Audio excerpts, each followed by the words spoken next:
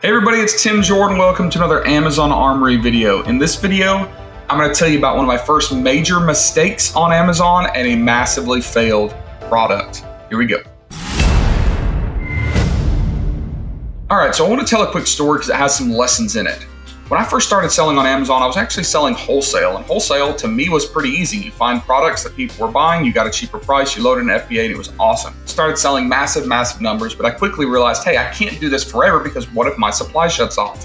What if I can't get these products? What if my price goes up? There's all sorts of reasons why I didn't want to rely on that model. So I wanted to start private label. So when I started private label in about 2015, 2016, I followed that method where you figure out what other people are selling well and you do it yourselves, okay? I also had a problem of not doing enough product research and selling research to figure out that I was about to make a monumental mistake. So what I was actually doing was I was going through Amazon and I found this listing right here. And this listing right here is one that was selling very, very well. It was a fairly simple item. It's something I understood what it was. And they were just doing massive numbers. And I thought, man, this thing's selling for this price. Surely I can find this, very inexpensively in China and I can sell that product. And I found it. This is it right here. Well, this is one of the variations. I've sold a lot of these things now. So what I started doing was I started working with the manufacturer, got some samples and confirmed, yes, this emergency car hammer is exactly like the one being sold on that listing. I can sell these. So I ordered about 300 units, I had them air shipped over. They're small and light, not a problem. And I actually sold them on the same ASIN. So I basically told Amazon when I set up my listing, when I set up my inbound order, I have this product, it's the same thing, I would like to sell it as well. Well, some of you already know where this is going. But I shipped in the 300 items. That listing had a lot of velocity on it, started selling really, really well. I sold 300 units in no time, less than a day. It was really, really fast. I thought, man, this is amazing. This is too easy. I can keep private labeling. And I ordered 3,000 of these car hammers, these emergency window car hammers. I thought, I'm going to be rich off these things. Here's the problem.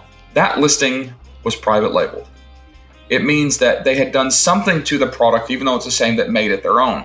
And all they had done is they put a little sticker right here on the neck of the hammer. They put a little sticker that had their brand name, which I couldn't replicate, right? So that means that I was actually selling black market hammers.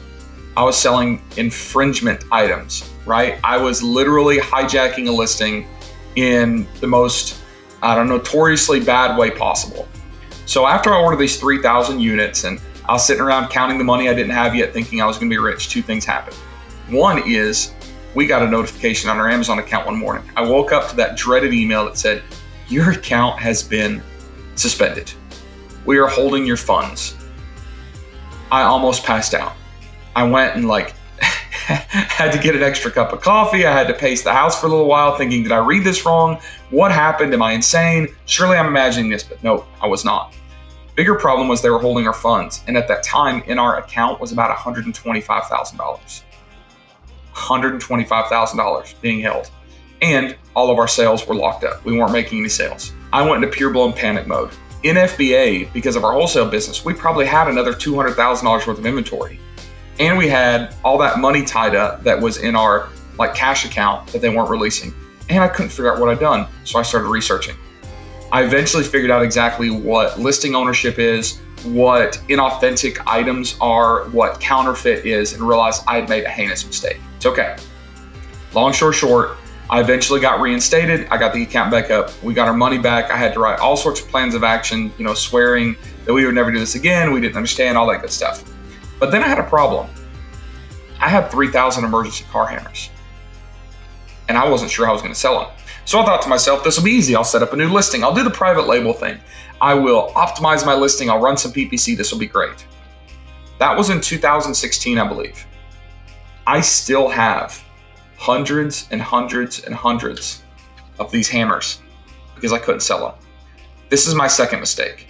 I jumped onto a product assuming that it was going to be successful based on existing sales history and based on existing velocity of another listing, when I didn't actually research if it could be competitive or if it was overly competitive or I could be competitive or if it was in demand with low competition. Because here's the other little secret about this car hammer. There were dozens and dozens and dozens and dozens of sellers on Amazon selling the same thing from the same factory.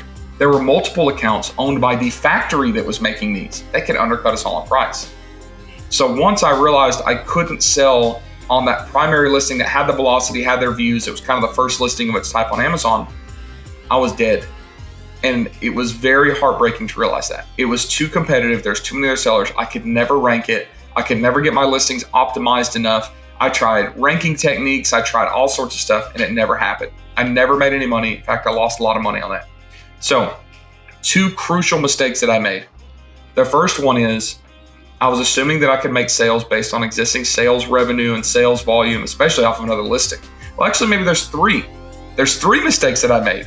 One was the type of product research I was doing was 100% based on sales revenue, growth, and like velocity of someone else's listing. The second mistake that I made was, and it's a rookie mistake, most of you watching this probably would have known better, but I was kind of young and dumb at the time in the Amazon world. I was selling on somebody else's listing. I was hijacking their listing with a counterfeit product. The third mistake that I made was picking a product that was way too saturated, way too competitive, and one that I could never rank, get launched, and get selling myself. So I know there's some lessons to come out of that story. If nothing else, maybe it's funny to laugh at me and laugh at the giant mistakes that I made. But this mistake, this hammer mistake, also turned into one of my greatest lessons. Because by going through all those issues, I figured out how to get them fixed. I figured out how not to make these mistakes again. I learned some valuable lessons that helped me eventually to become the private label seller that I did. So if you had mistakes that you've made, if you've had hiccups, your fault or not, you've had stressful times, keep in mind that those hurdles, those barriers, those struggles are the things that will make you the more successful business owner and seller that you need to be, right? Everybody has to go through those struggles. Every successful seller I know could sit here on this camera, tell you crazy stories about the mistakes they made, the boneheaded stuff they did, the idiotic tasks that they performed, so to speak, that actually led them to figuring something out that was monumental and helped them build their business. So take some encouragement if you fall into that category of someone that's done something dumb or kind of made a big mistake as well. Hope my story has been helpful. I know that going through that story is definitely helpful for me. We love all of you. Please give us a thumbs up on this video if you like it. Make sure to go over to privatelabellegion.com for more information about what we have going on. Make sure to join our free Private Label Legion Facebook group.